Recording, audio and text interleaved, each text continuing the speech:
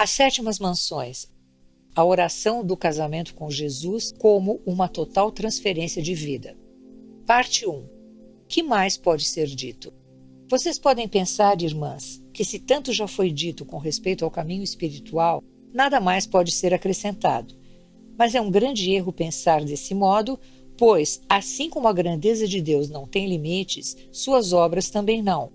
Quem é capaz de enumerar todas as suas misericórdias e maravilhas? É impossível. Assim, nunca questionem o que tem sido dito ou o que será dito, porque isso é apenas mera fração, comparada a tudo o que poderia ser dito em relação a Deus.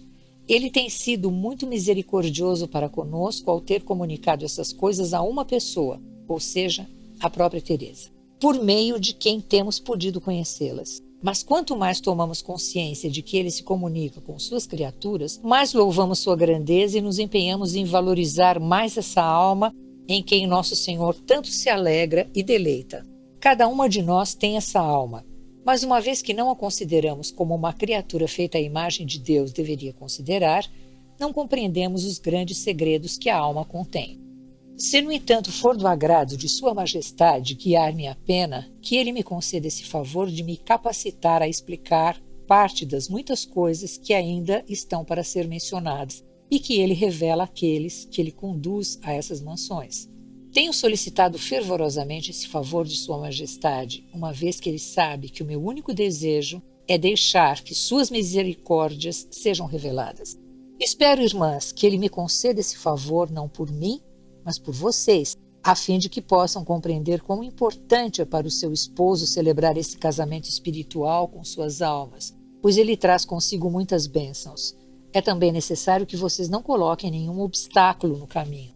Ó grande Deus, sendo uma criatura assim tão miserável e tendo falado sobre um assunto do qual sou tão indigna de compreender, eu tremo. A verdade é que tenho estado envolvida em grande confusão, pois estou indecisa se devo ou não encerrar essas mansões em poucas palavras. Estou temerosa demais de que outros possam pensar que meu conhecimento disso venha por experiência própria, e isso me faz sentir muito envergonhada. O fato é que, conhecendo a mim mesma como conheço, um pensamento assim é terrível. Por outro lado, qualquer que seja o teu julgamento, me parece que essa vergonha se deve à fraqueza e à tentação. Que o mundo inteiro grite contra mim, contanto que Deus seja louvado e um pouco mais compreendido. Eu posso estar morta antes que este livro seja visto por outros. Seja bendito aquele que vive e viverá para sempre. Amém. Quando nosso Senhor se agrada de ser tocado por aquilo que a alma sofre por causa de seus desejos por Ele, Ele permite a ela entrar nas sétimas mansões, pois agora a escolheu espiritualmente como sua esposa para a consumação das núpcias espirituais. Pois assim como ele possui uma habitação no céu, onde vive sozinho, necessita agora de uma habitação na alma. Chamemos esse lugar de céu sagrado. É muito importante para nós, irmãs, não imaginarmos que a alma está de algum modo obscurecida. Embora não possamos vê-la, geralmente pensamos que não haja nenhuma outra luz interior, exceto aquilo que vemos, e que haja na alma certa obscuridade. Na verdade, atribuo isso a vocês, referente a uma alma que não está em estado de graça porque não é capaz de receber a luz, como mencionei nas primeiras mansões. Não devemos pensar que na alma como uma criatura limitada e insignificante, mas como um mundo interno que contém muitas mansões maravilhosas. Quando for do agrado de Sua Majestade conceder à alma o favor de seu casamento divino mencionado acima, ele a levará às suas próprias mansões. Sua Majestade não deseja que isso seja como foi em outros tempos, quando ele lhe enviava êxtases. Nesse instante ela está unida a ele como na oração da união mencionada anteriormente. A alma, então, não se sente chamada a entrar em seu próprio centro, como é aqui nessas mansões, mas é afetada somente em suas partes superiores. No entanto, pouco importa o que está se passando. Seja o que for, o Senhor está unindo a alma a si mesmo. Mas ela fica cega e muda, como aconteceu com o apóstolo Paulo em sua conversão. Atos, capítulo 9, versículo 8. Isso foi feito para evitar a alma de ter o senso do como ou do modo que esse favor lhe é concedido e do qual desfruta. Aquilo de que a alma está consciente é o grande prazer de perceber que está muito perto de Deus, mas quando ele se une a ela, Ela nem compreende, nem sabe coisa alguma, pois todas as faculdades estão perdidas e absorvidas. Aqui, no entanto, tudo é diferente nessas mansões, pois o nosso bom Deus se agrada de tirar as escamas dos nossos olhos, para que a alma possa ver e compreender parte do favor que Ele lhe concede.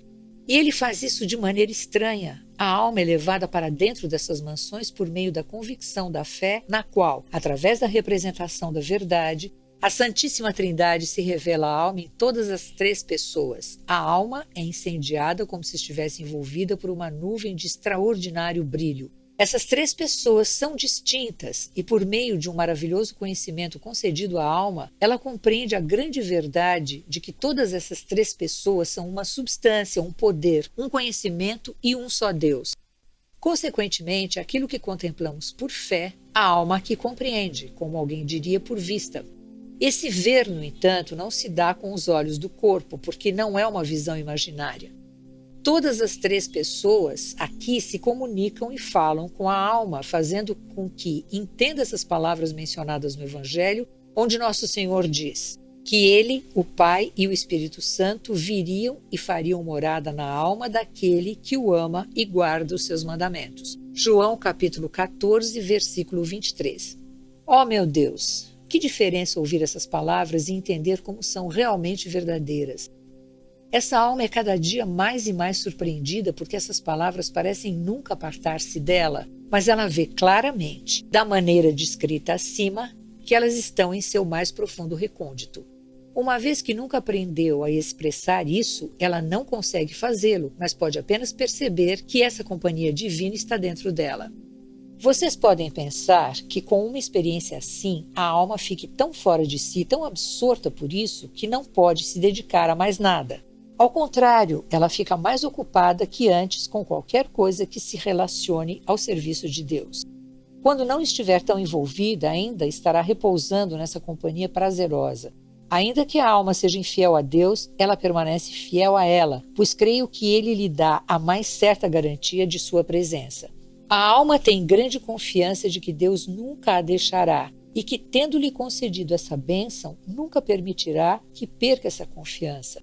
A alma faz bem em pensar assim, embora o tempo todo caminhe mais cuidadosamente que nunca, a fim de não desagradá-lo em coisa alguma. Experimentar essa presença dentro da alma não é necessariamente algo mais importante que o primeiro encontro da alma com ela, pois é impossível para a alma pensar em qualquer outra coisa ou mesmo viver entre os homens quando tem essa iluminação. Embora a luz que a acompanhe nem sempre seja tão clara, a alma está consciente de que está constantemente experimentando essa companhia. Podemos compará-la a uma pessoa que está com outras em um aposento muito iluminado. Suponhamos então que as persianas sejam tão bem fechadas que todas as pessoas fiquem no escuro. A luz através do qual elas podiam ser vistas foi removida, e até que seja restaurada não conseguimos vê-las. No entanto, estamos conscientes de que ainda estão ali. Assim, alguém pode perguntar se essa pessoa olhará para elas novamente se a luz voltar. Fazer isso não está ao alcance da alma, pois ela depende apenas de quando nosso Senhor decidir abrir as persianas do entendimento. Sua misericórdia é suficiente para a alma, pois Ele nunca a deixará e deseja que ela entenda isso claramente. No entanto, parece que Sua Divina Majestade, por meio desse maravilhoso acompanhamento, está preparando a alma para algum grande favor, pois está claro que essa alma está sendo grandemente fortalecida para amadurecer e lançar fora o temor que antes por vezes sentia, quando outros favores lhe eram concedidos. Isso se mostrou verdadeiro, pois a pessoa se viu, ou seja, Teresa, melhorando em todas as coisas e achou que, a despeito de todos os cuidados e dificuldades que havia enfrentado, a alma nunca se afastou daquela habitação. Em certo sentido, houve divisão entre ela e sua alma. Para lidar com as grandes dificuldades que lhe sobrevieram em um curto tempo, depois de Deus ter lhe concedido esse favor, ela reclamou com a sua alma, como Marta fez com Maria, pois nem sempre desfrutava dessa quietude. Ao contrário, ela se sentia mergulhada em muitas dificuldades e ocupações a ponto de não sentir a companhia de sua alma. Vocês podem achar isso ridículo, mas é realmente o que acontece.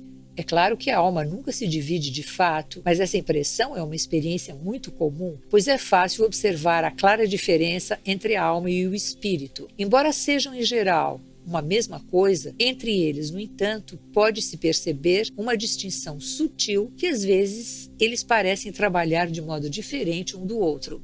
Assim também é o conhecimento que nosso Senhor lhes dá.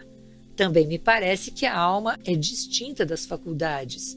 Em uma palavra, há tantas diferenças sutis em nosso interior que seria presunção de minha parte tentar explicá-las. No céu, nós as veremos, se nosso Senhor, em sua bondade, conceder-nos o favor de nos levar ali, onde compreenderemos esses segredos.